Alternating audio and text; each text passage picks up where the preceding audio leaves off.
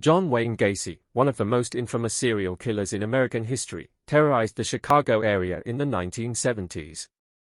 Born on March 17, 1942, in Chicago, Illinois, Gacy's childhood seemed relatively normal on the surface. However, beneath the facade of normalcy lay a troubled individual whose actions would eventually shock the world. Gacy's early life was marked by strained relationships with his father and peers. His father was an abusive alcoholic who often belittled and physically abused him. These experiences left lasting scars on Gacy's psyche, contributing to his later criminal behavior. Despite his tumultuous home life, Gacy appeared to excel in school and social settings. He was active in his community, joining organizations like the Boy Scouts and even serving as a Democratic precinct captain. However, beneath his outward charm lay a dark and disturbing secret. Gacy's descent into criminality began in the 1960s when he was convicted of sexually assaulting two teenage boys. Despite his conviction, Gacy managed to maintain a facade of respectability, marrying and starting a family. He also established himself as a successful businessman, running a construction company and becoming active in local politics. However, Gacy's seemingly normal life was a facade. Behind closed doors, he harbored depraved desires and fantasies that would eventually drive him to commit unspeakable acts of violence. In the early 1970s, Gacy's predatory urges began to escalate. He started luring young men and boys to his home under the guise of offering them work or money. Once there, he would sexually assault and torture them before ultimately murdering them. Gacy's victims were often vulnerable individuals, runaways, drifters, and teenage boys from marginalized communities, who were easily manipulated by his promises of employment or financial assistance.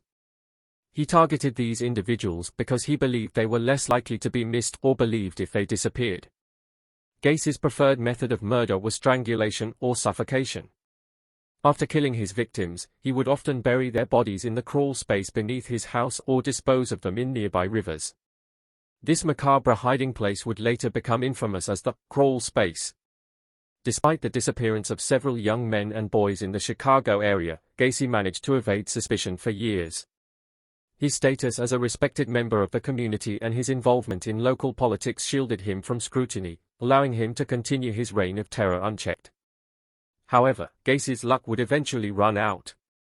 In December 1978, routine traffic stop led police to identify him as a suspect in the disappearance of 15-year-old Robert Piest.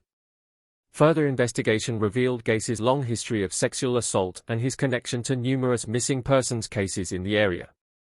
On December 21, 1978, police obtained a search warrant for Gacy's house, leading to the gruesome discovery of human remains buried beneath the floorboards and in the crawl space. Over the course of several days, investigators unearthed the remains of 29 young men and boys, all victims of Gacy's sadistic rampage. The sheer scale and brutality of Gacy's crimes shocked the nation, leading to intense media scrutiny and widespread public outrage.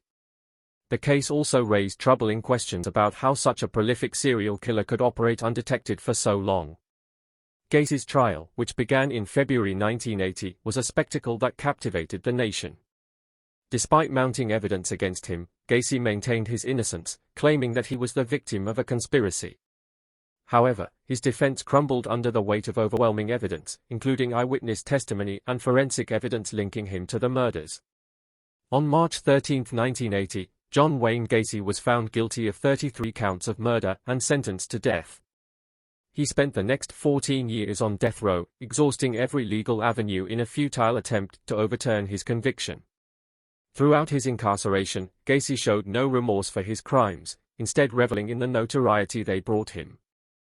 On May 10, 1994, John Wayne Gacy was executed by lethal injection at the Stateville Correctional Center in Crest Hill, Illinois. His death marked the end of a dark chapter in American history, but the legacy of his crimes continues to haunt the collective consciousness. The case of John Wayne Gacy serves as a chilling reminder of the depths of human depravity and the capacity for evil that exists within us all. It also underscores the importance of vigilance and accountability in preventing such atrocities from happening again. In the years since his execution, Gacy's story has been immortalized in books, movies, and documentaries, ensuring that his name will forever be synonymous with horror and infamy.